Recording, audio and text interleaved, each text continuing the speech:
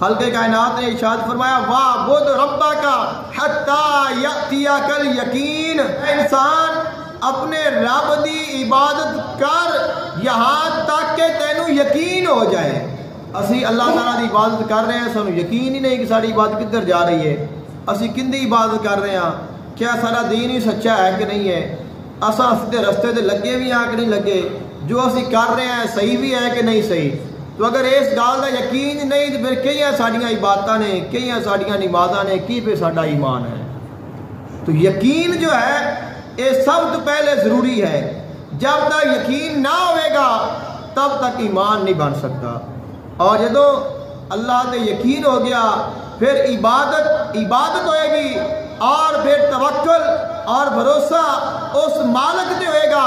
اور خالق کائنات فرماتا ہے جیڑا میرے تے توکل کر لوے میں ان دے واسطے کافی ہو جانا۔